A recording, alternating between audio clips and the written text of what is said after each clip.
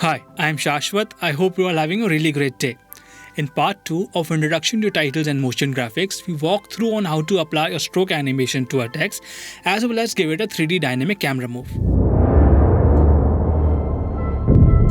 In this video, we will walk through each step in detail on how to create a 3D text as well as apply a simple animation to it.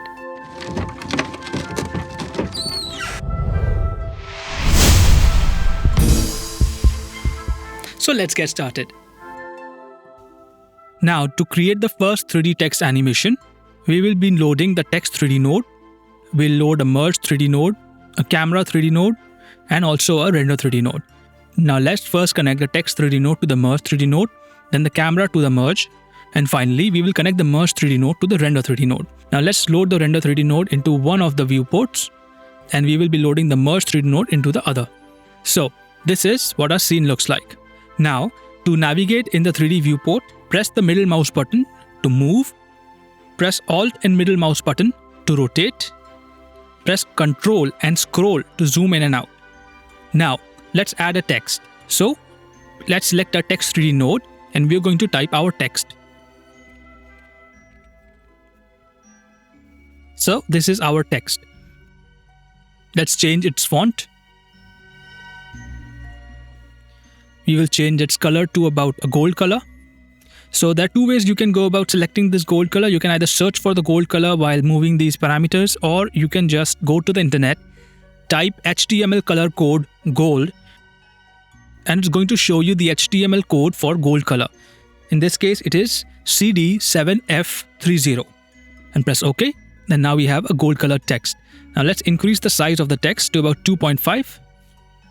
And we are going to adjust the anchor of the text to about this height over here. So we'll move the anchor to about here. So to do that, we're going to move the V anchor. So drag the V anchor and just move it just about so. So about, I think, 0.3 should do it. There we go. That just about does it. Now, as you can see, our text is still 2D. I mean, it's not exactly 3D. Even though it's in a 3D viewport, it's still 2D. So let's give our text some dimension, some depth. In the text 3D node, we go to the extrusion. Now we're going to adjust these parameters to give our text a depth. So let's move the extrusion depth to about 0.04. I'll give it a subdivision of 2, maybe more. Let's make it 4. Next, we will add bevel width to the text. But before that, to see how the bevel width affects the text, let's first click on this button to switch from shaded mode to lighting mode. Now you can see our text has an artificial light. This is not the light that you're going to be using for the final one. We're going to be adding our own. But for now, this is good enough for us to see. So now if I change the bevel depth, let's say I set to about 0.008. And now if I adjust the bevel width, this is what it does. It gives us very nice slight bevel. Now let's change the smooth angle to 15. Now we have a 3D text.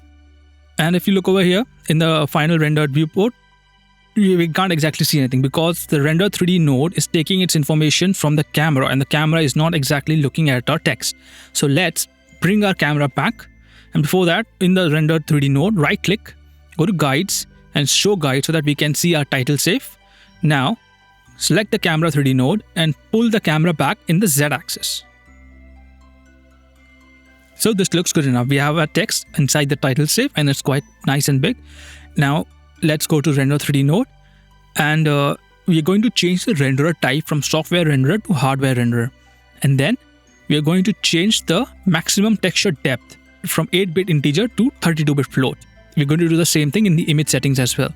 Change the depth to 32-bit float. Go back to controls and here in the lighting area, now press enable lighting. There's no need to press enable shadows because there's nowhere where the shadows are going to be falling when we add the lights. So now let's add the lights. You can see it's quite dark now. It's because it's trying to search for lights and there are no lights in the scene. So let's start adding our lights. We'll move the camera down. We'll put our lights over here. Now to load the lights, there are two ways you can go about. You can either press shift space and type the light you want. Let's type light. And it's going to show you all of these lights. And down there you can search. This is a spotlight for 3D. We have a point light for 3D. But the other way to do so is to go over here in the effects, click on the effects, go to tools, select 3D, and this is all of our 3D lights. We have spotlight, point light, directional light, and ambient light. First, we're going to load an ambient light. So click and drag and drop it in the node editor. An ambient light is a directionless and a sourceless light that globally illuminates the scene.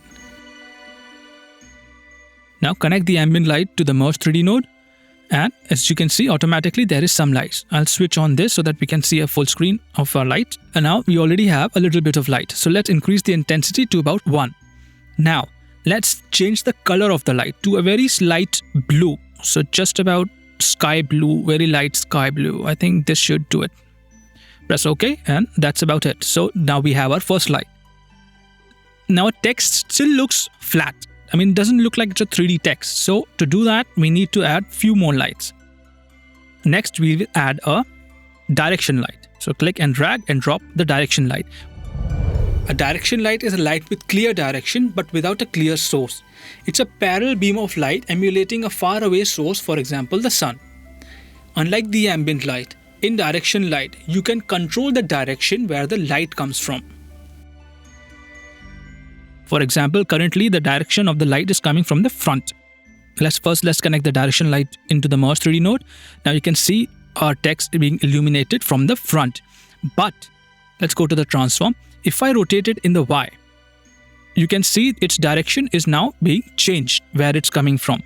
But if I position it anywhere in the scene, it does not affect the direction of the light. Translation basically just for us to position the light in a certain way, but mostly the only thing that's going to be affecting the light is the rotation.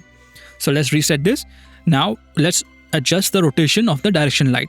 So first we're going to adjust the light in x-axis, and we're going to change its value to about 18.3. Now we're going to rotate it in the y-axis, so about 109.6 should do. 9.6, that's about it. And now if we look closely, we can see a light is now highlighting the edge of the text. Now we're going to duplicate the directional light and flip it so that it can highlight this edge of the text as well. So let's duplicate the directional light, Ctrl+C, Ctrl+V, and connect it to the Merge 3D node. And now select the second directional light, go to transform, and now we're going to rotate it in the y-axis.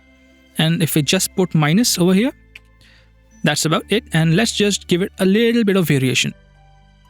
So it does not look identical, and we have two different light sources, and now text looks like it is a 3D text. Now let's add some more lights. Now if you can see at the moment, our text looks flat from the front. It doesn't give off the feeling that it is a gold text. To do so, we are going to now add a spotlight. A spotlight, unlike the ambient light or the direction light, is a light source that has a particular source in 3D space. It can be manipulated, and it emits a cone-shaped beam of light in a given direction, similar to a table lamp. Now, first let's move the spotlight back in the z-axis. Go to transform, and we're going to pull it back further in the z-axis to about 39.3. so that it illuminates our text almost entirely. Now go to controls, and we are going to reduce the intensity because it's too bright. So we're going to reduce it to about 0.1. That looks fine. Next, we are going to add the point light. So click and drag the point light. A point light is a light source with a clear position in space. It emits light in all directions, similar to a light bulb or a candle. So switch off the effects. Now we have more space to have a look. Let's zoom in over here. Now connect the point light to the Merge 3D node. Now let's position our point light in the 3D viewport. So drag it a little bit forward in the z-axis and pull it back in the x-axis. So that's on over here. So you can see it illuminating this area. Pull it back a little bit more. And now we're going to reduce the intensity. Bring down the intensity. So just about there is okay. Now we're going to duplicate this point light, and we're going to move it over onto the other side. Select the second point light and drag it over in the X. Now let's change the position of the point light to give it a slight variation, and change the intensity to 0.26. With this, the text is ready to be animated, but before that, let's give our text a background. So after the render 3D node, I'm going to drag a loader node. Or if you are using DaVinci Resolve Fusion, then you're going to be loading media from the media pool. And this is the background that I will be using. Now, to connect the background to the render node, basically, I want the background node to be in the background when I connect it to the merge node, and the render node to be the foreground. So click on the output of the render node and drag it and drop it on the output of the background node, and it automatically connects to a merge node. And if you can see over here, a background is connected to the background and a render 3D node is connected to the foreground. Now let's load the merge node into the scene, and this is what our scene looks like. Now let's drag these two over to the side. Now this is the area where we will be adding our final compositing nodes to beautify our scene. Now let's start creating the animation. So drag the text 3D node over here, and let's rename the text 3D node. So press F2 and we're going to call it I love earth under I_love_earth. Press OK. Now we have renamed our text. Now after the text 3D node, we are going to add a Bender 3D node. So press Shift space, type Bender, and we have the Bender. The Bender 3D tool is used to bend, twist, taper or shear a 3D geometry in a 3D scene in its various axes. For example, we can taper it. You can either twist it or shear it in either of these axes. For example, if we go back to taper, we can see that individual letters are being tapered. But if we want to taper the entire text, then group objects needs to be selected. Uncheck that. Let's leave it. We're going to go to bend, and I'm going to reset the amount for now. Now, let's first adjust the amount from 0 to about 0.6. So yeah, this is the amount that I'm going to be using. And then I'm going to adjust the center to basically roll our text down. Currently, it cannot go more than 1. So let's press 5. And now, if I do so, you can see our text is rolling down. Let's reset this to 5. Now let's go to frame number 0 and add a keyframe to center. Now at frame number 53, so I can type here 53 so that it gets our frame to that over here. So at frame number 53, I'm going to reset the center to 0. Now if we go back and press play, we can see it's rotating, and it's rotating quite slowly. So undo that, stop it, and we're going to switch off high quality and motion blur, and we're going to switch on proxy to speed up our scene.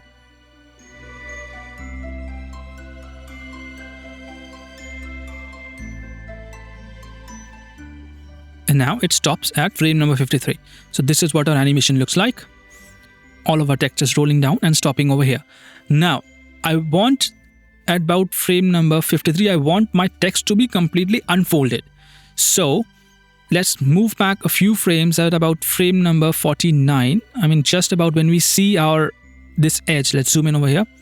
Just about when we see this edge being straight over. So that's about it. So about frame number 48 does it.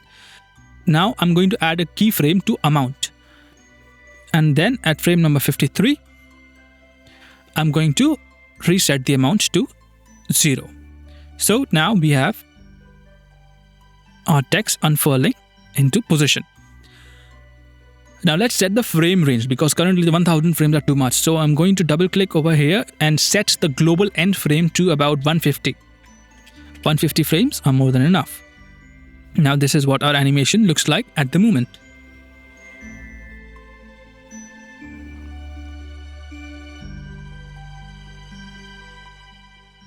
Let's focus on this area only. So I'll hide the 3D viewport. Let's make it bigger.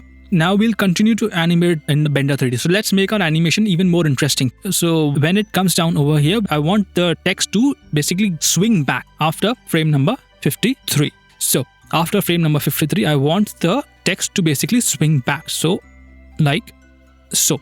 And yet I want the center to be not touched. Now let's move 4 frames forward. At about frame number 58. Let's add a keyframe to amount and to center. Now let's change the amount value to -0.5. And we are going to change the center to 1. Now let's move 4 frames forward and reset the settings.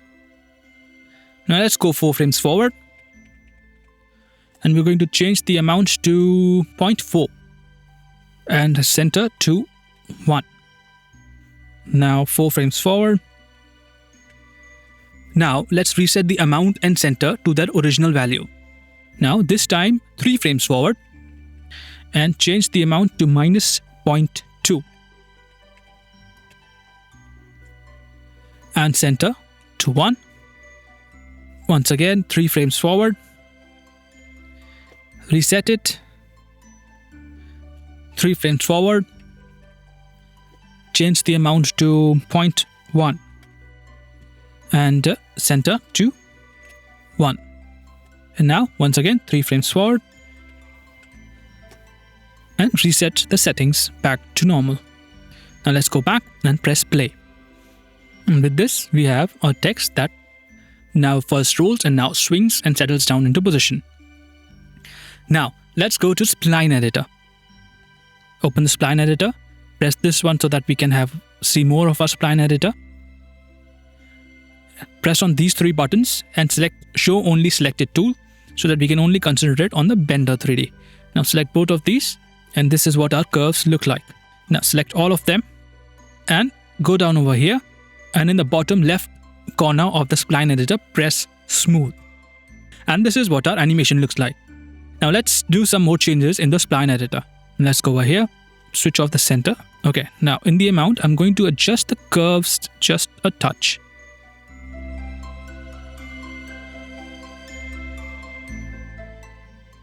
So now what's going to happen is that when our text comes down over here, it stays just for a little bit and then goes up, and stays just for a little bit and goes down.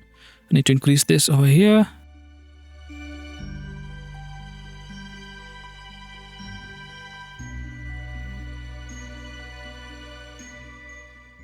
Right. So now it's going to stay over here just for a little bit before it swings back. Go back and press play. And this is what our text animation looks like. With this, we are done with the animation. Now we can start beautifying the composition. And now let's go over here and we can start adding the other elements. The first thing that we're going to do is add a color corrector node. So go in the tools bar, click on the color corrector node, drag it and hover it over the wire until it shows the blue and green.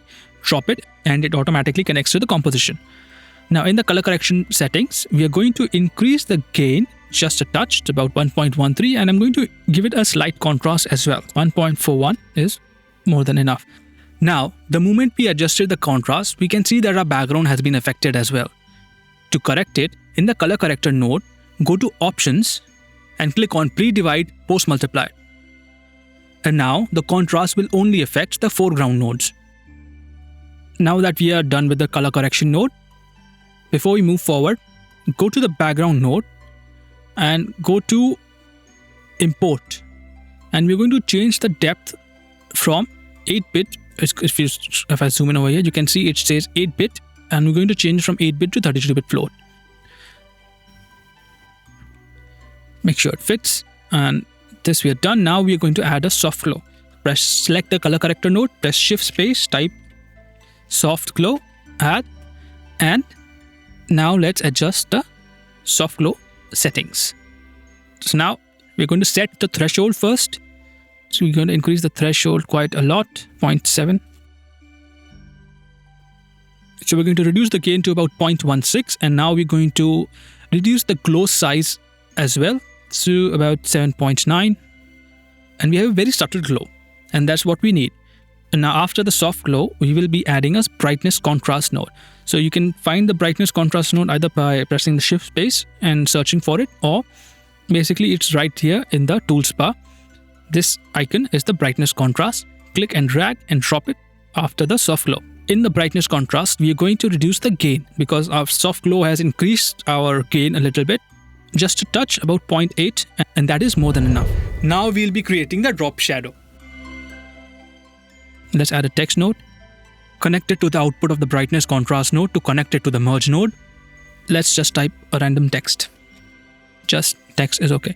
Now let's increase the size so that you can see clearly. Now, in a 2D text, we can go to shadings.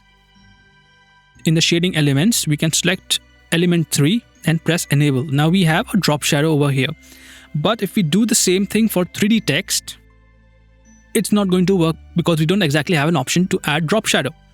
So how are we going to do so? Now, here's what we're going to do. Let's first split the screen, and I'll move it over here so that we can see both of them. And now we are going to add a brightness contrast node. Now we will connect the output of the render 3D to the brightness contrast node. Let's load the brightness contrast node on this sphere over here. We will remove all the gain to make our text black. We will also click on clip black and white as well as pre-divide post multiply so that it doesn't affect the rest of our scene. Let's move it up. Now after the brightness contrast node, we are going to add a transform node. So press shift space and type XF, a shortcut for selecting the transform. Press add and it automatically connects after the brightness contrast node. Load that into the scene. Now with this, this is going to be our shadow. With this, we can move our shadow anywhere we so want. We can also scale our shadow. So reset this. And now, after the transform node, we are going to add a blur node. So press shift space and type blur. Let's add the blur. After the transform node, let's load it into the view over here. And we are going to increase the blur size to about 4.7. And that's it. And now if we click on the output of the blur, drag it and drop it on the output of the brightness contrast and connect it to the rest of the scene, and you can see we have a drop shadow. It's currently covering our text, and to adjust that, we have to go in the merge node, go to the operator, and instead of over, we're going to select under. Now, if we move the transform node, we have a drop shadow. And now go back to the merge and let's adjust the blend to reduce its power. And this looks okay. Now let's organize our node editor. Currently, our wire from the render 3D node is connecting straight to the brightness contrast node. So press Alt and click on the wire, and it creates a router node. This router node helps us better organize our nodes. Now after our drop shadow node, this is a drop shadow group, let's add a flow. Right click, add tool, let's go to flow and select underlay. Now we are going to bring it just underneath all of these nodes, and we are going to press F2 and rename this as drop shadow. Then select all of them, just click on them once, and now if you move the drop shadow, you can see this entire group moves together. These are just some ways in which you can organize your node structure so that you know what each of your nodes are doing. So let's move this over here. So this is my text and blender node. This is where all my lights and camera are. This is my render 3D node. This is where my color correction and soft flow are. And after that, I have this thing, which is my drop shadow. And now we are going to add a light wrap around our text. So we are going to switch off proxy to have a better look at what's happening here. Now, we want the text to feel like it is a part of the scene. So to do that, we are going to create a light wrap. Let's move the color corrector just a little back. And now we are going to add a matte control node. Now, right click on the output of the color corrector, drag to create a wire and drop it on the matte control. It's going to ask you where you want to connect it. We are going to select background. Now let's add another matte control node, and we're going to do the same thing. Select background. And now we are going to connect this matte control to this one. So right click on this and connect it to that one and select foreground. Now you can't exactly see where our flow is coming from. So press Alt, drag it to organize. Now let's load the matte control into the scene so that we have a look what's happening here. Now select the first matte control node, and we are going to increase the blur just a little bit. Now select the second matte control node. In the combine, change it to combine alpha, and then change the combine operation to subtract. Now go back to the first one, and now let's adjust its blurs. Let's load a merge node and connect it after the drop shadow. Next, we will connect the background image to the merge node. Let's load the merge node into the scene. We can see we can't exactly see our text. Now we're going to connect this matte control output to the mask. Basically what we're doing is blending the edge with the background. If we switch on alpha, load the second matte control into the viewer, and in the first matte control, we will adjust the blur parameter, we will adjust contract, expand, or even threshold to manipulate the mask to only be around the edge of the text to create the light wrap effect. We can adjust the gamma slightly, maybe even contract and expand. And now we're going to reduce the threshold. Too much. Let's increase the low value so that we can make it this edges brighter. And that's about okay. Let's add this so that we can, and let's bring it closer as well. Move it up.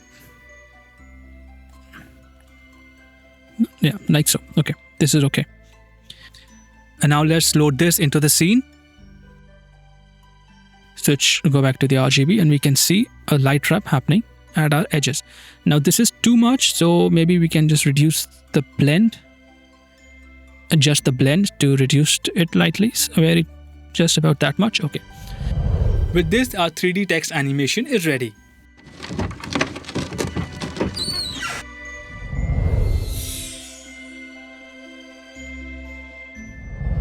Now we will start working on the next composition, where we will explore how to use USD nodes. So let's get started.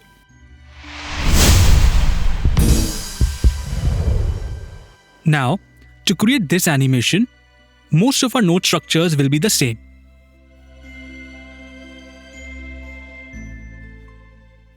We will be using the same lighting. We will be using the same color correction, the same soft glow, the brightness contrast, even the same drop shadow. Maybe we might change some settings in the matte control, and we will definitely be changing the background later on, but most of our node structures will be the same. All of these nodes are going to be the same. The only thing that's going to be changed is this text node, and we are going to be adding the USD nodes, which will be connected somewhere after render 3D node over here, or after color corrector. So these are the only things that will be changed. So we'll not be touching these for now. We'll be leaving this as it is. The only thing we are going to be working with is the text nodes that we are going to add now. So let's bring this down, and let's move this over to the side here. And now let's load the merge 3D node into the scene. And now let's duplicate this node, the I Love Earth node, 3 times. And now let's rename these nodes. Select all of them, press F2, and for the first one, I'll type I, press OK. For the second one, I'll type love, press OK, and the third, earth, and press OK. And now let's change the text. Let's delete these text. For the I, leave the I as it is. For the love, I'll delete the I and the earth, and for the earth, I'll delete everything before it. Now, let's add a merge node. So go to the tools bar and drag and drop a merge node. Now let's connect the I Love Earth to the merge node. Now we can see it's all a jumbled mess over here. So now let's move our text to its proper position. Select the I, click and drag it in the x-axis, and just align it like so. Same with the love. Align the love on top of the original text, and with the earth as well. There we go. Now we can delete these 2 nodes. With this, we have the same text, with the same material, with the same lighting, and with the same color correction and all of these beauty nodes applied. Now let's bring in our USD objects. So I'll scroll down over here, and now first I will be bringing in a heart. Go to Effects, Tools, scroll down to USD, click on USD, and in here scroll down until we get the U loader. Drag the loader into the nodes editor. Let's search for where our USD object is located. So we have our USD node. Now let's load the USD node into the viewer. And we see that the heart USD opens in the 3D viewport, and this is what it looks like. Now, if we notice carefully, we can't exactly connect our USD node with any of the 3D nodes that we have in our node editor. That's because the USD node works under different settings. So the only way to output the nodes is by using a USD render node, and then connect the USD render node with the 3D render using a merge node. So we will be adding a merge node after the color correction node because we don't want the color correction nodes to affect our USD scene. Now, select the color corrector node, press shift space, type merge and press add. Now let's select all of these nodes and move them over to the side. And now connect the render node to the merge node and rename the merge node as merge 3D scene. Let's load the U renderer onto the other viewer. And this is what a scene looks like. Currently, in the 3D viewport, the heart looks dark. That's because we have not switched on the lighting. So click on this button to change the lighting type from scene to camera. At the moment, the scene is being lit by a default lighting coming from a camera source. But we have neither a camera nor a lighting source. So let's change that. First add a U merge node. Then drag a camera and a dome light node. And then connect them to the merge node. The dome light node is similar to the ambient light node. But in the dome light node, we can use a HDRI texture to light the scene. Immediately we notice that our scene has changed. That's because our camera is not looking at the subject. So now select the camera and pull it back in the x-axis to about a value of 28. And now let's adjust some settings in the U renderer node. First, change the camera to U camera. Then change the lighting from camera to scene. And now let's enable the shadows. Now change the complexity from high to low. The low complexity reduces the overall resolution of the USD scene to increase the performance. We can change it to high just before rendering out the composition. Now go to image and change the depth to 32-bit float. Now select the dome light, and in the texture file, we will load a HDRI file. We'll be using this file. You can get this file from an open source site called HDRI Haven. Now press OK. In the render view, we can see the heart being lit by an HDRI map. To see the light in the 3D viewport, press on this button to activate Scene Light. And now we have light in the scene. Here we can see that the heart is being lit from the front because the bright light source is in the front, but we want the light to be coming from the side. So we will be rotating the dome light in the y-axis. So go to Transform Settings and rotate to about 153.9. Now, let's have a closer look at the heart. We can see that the pivot is at the bottom of the object, and we want the pivot to be at the center of the heart. To do so, let's add a U transform node.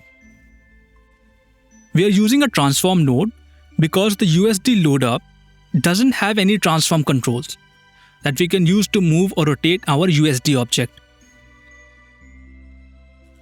Press Shift Space, then type UXF. It is a shortcut for the U transform node, then press Add. And now, in the transform settings, go to Pivot and move the pivot in the y-axis to about 0.9. Now let's increase the scale to about 1.6 as well. Now let's load the merge 3D scene into the viewport, and we can see our USD object with our 3D text. But before we move forward, let's rename the transform node to heart scale. And now we can start animating the heart object. So add a new transform node after the heart scale node. Here, our heart object will rise up, push the heart text up and out of the frame, and then take its place. Let's focus on this screen. And now let's first rename the heart text node to heart_transform. And now, select the heart transform, and in the transform settings, first position the heart object above the heart text. So let's move along the x-axis to about -1.913. And now let's move it in the y-axis to about -1. And now let's go to frame number 100 and add a keyframe to y-axis. This will be our endpoint. Then add another keyframe at frame 60 and pull it down and out of the frame. And then press play. Now let's make the animation more interesting by adding a rotation to the heart. So at frame number 50, add a keyframe to Y rotation. And then add another keyframe at 100. This will be our end frame. Now go back to frame 50 and change the value to 1800. And now press play. Now let's add dynamism to the animation by adjusting the curves in the spline editor. So these are the two curves. We'll first work on the Y offset, so hide the Y rotation. Now select the 2 points and click on the Smooth Curve button. Now select the upper curve handle and move it until it bulges up before settling. Then select the bottom curve handle and slightly move it forward.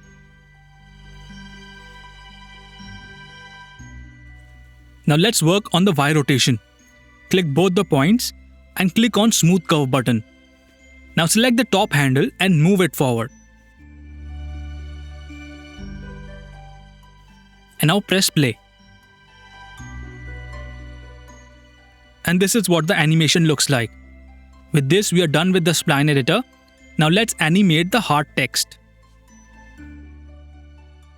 Select the Love Text node and add a Transform 3D node. Now let's scrub through the timeline and go to the point where the heart object touches the heart text. So about frame 75. Now add a keyframe to Y translation, then go back 1 frame and add another keyframe. Now go to a frame where the heart object is at its highest point, which in this case is frame 90.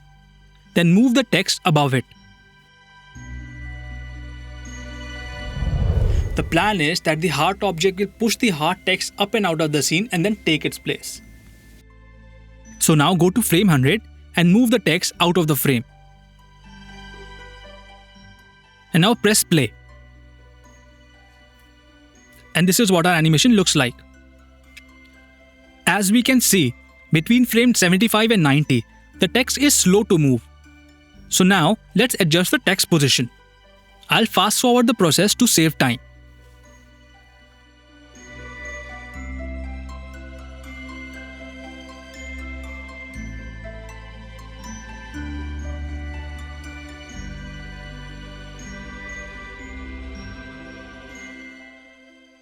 Now we will slightly animate the scale.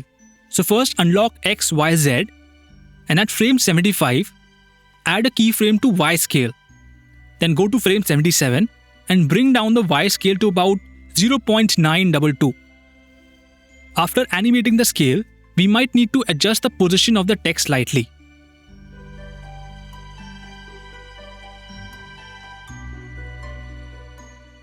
Now, when the heart object collides with the text, we want the text to bend slightly. To do so, let's add a bender node after the text node. In the bender node, we will be animating the x-axis and we want to be able to bend the entire text, not just the letters. So select Group Objects. Now in the bender settings, reduce the amount slightly to about -0.08. Now go to frame 77 and add a keyframe. Then go to frame 75 and reset the amounts to 0. Now let's go to frame 83 and reduce the amount some more to about -0.16. And this is what it looks like when we press play. With this, our animation is almost ready. Now let's give our heart a heartbeat. So go to frame 105 and in the heart scale node, add a keyframe to scale. Then go forward 2 frames and increase the scale to about 1.8. Then go forward 1 frame and reset the scale to 1.6. Now go forward 2 frames and add a keyframe. Then go forward 2 more frames and repeat the process. Now we have 1 heartbeat. Now go forward 7 frames to frame 122 and add 1 last keyframe to the scale. To create more heartbeats, we will loop the animation. To do so, open Spline Editor. First, we will adjust our curve so that the heartbeat have a faster start and finish.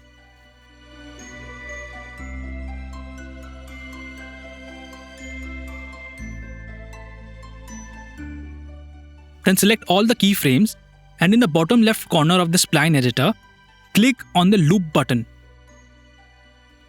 Press play and we can see the heartbeat. With this, we are finished with the heart animation. So let's organize the nodes. Now let's start working on the Earth USD object. So first add a UMerge node. Then add a new ULoader node. Locate the file and press open. Connect it to the merge node and now we can see the Earth in the viewer node. Now let's add a U-transform node and change the scale to 1.6. Now let's rotate the Earth slightly in the x-axis to about -4.3. And finally, tilt the Earth in the z-axis to about -23. Now we will be animating the Earth, rotating it on its axis. There are 3 ways we can go about animating the rotation. One is the traditional keyframe animation. We add a keyframe in one frame, then add another keyframe in another and rotate it. But in this case, we lose control over the speed of the animation and even how many turns it must take. The other way is to use an expression. We type the equal to symbol in the value and then type the expression time times 5. So we can automate the rotation and the speed can be changed by replacing the value 5 with any other number. But if we want a certain part of the Earth to be facing towards the camera when the animation ends, then we don't have any control for that. So the third way is to use the anim curve modifier. So let's right click on the y-axis, go to modify width and then select anim curves.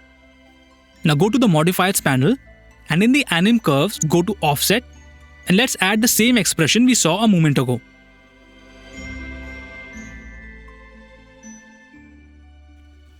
And with this we can automate the rotation and also using the scale slider we can offset the rotation. Now let's rename the transform node to Earth_rotation. Now we want the Earth to fall down fast. Hit the Earth text and push it down and out of the frame. So let's add another transform node. And let's rename this Earth_transform.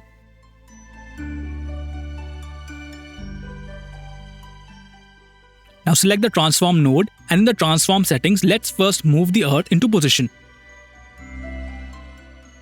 So change the X value to around 2.6. Now let's go to frame 107 and add a keyframe to Y translation. Then go to frame 115 and add a keyframe. Now go back to 107 and change the value to 5.5 for now. If we press play, we can see the Earth falling down.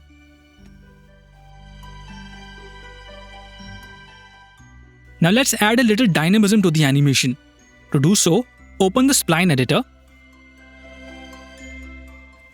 Select both the keyframes, right-click, go to Ease and select Outback Cubic. Now if we press play, we can see the Earth falling down fast and then slowly bounce back to position.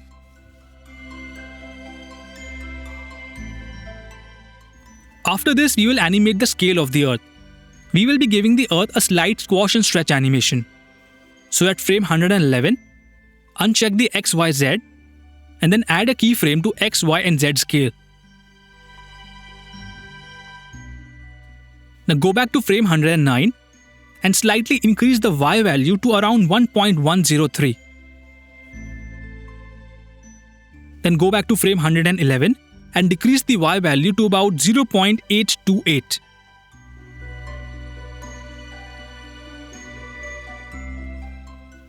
Now at frame 115, reset the Y value to default.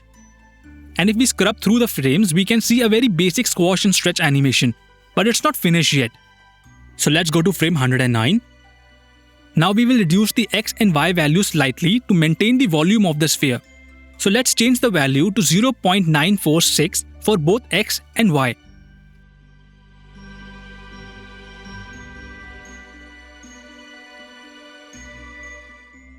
With this, the Earth animation is ready. Now we will work on animating the Earth text. The process of animating the Earth text is similar to the process of animating the love text. The only difference is that the love text was pushed up slowly while the Earth text is pushed down fast. So let's first select the Earth text node. Now let's add a transform node. And at frame 107, we will add a keyframe to Y transform and Y scale. Now move one frame forward to frame 108 and add another keyframe to Y translation and scale. Now we will scale the text down slightly to about 0.63 so that the top edge of the text touches the bottom edge of the Earth.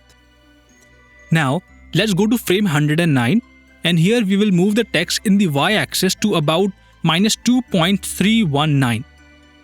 Now go to frame 110 and move it down further. Finally, go to frame 112 and move the text out of the frame. Now let's add a bender node.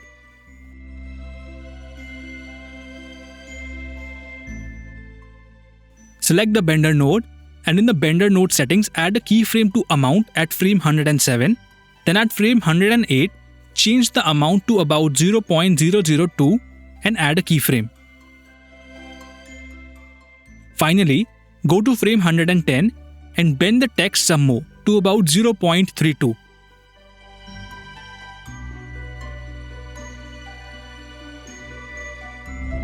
Now let's give it a new background.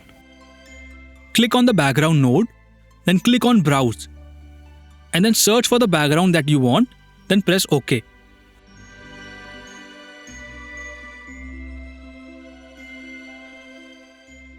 Now, if we look closely towards the edge of the USD object, we can see this weird white line.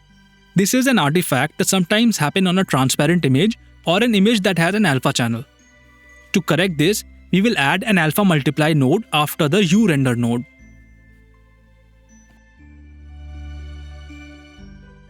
Now, let's adjust the light wrap settings. So let's split the screen and load this matte control node in it.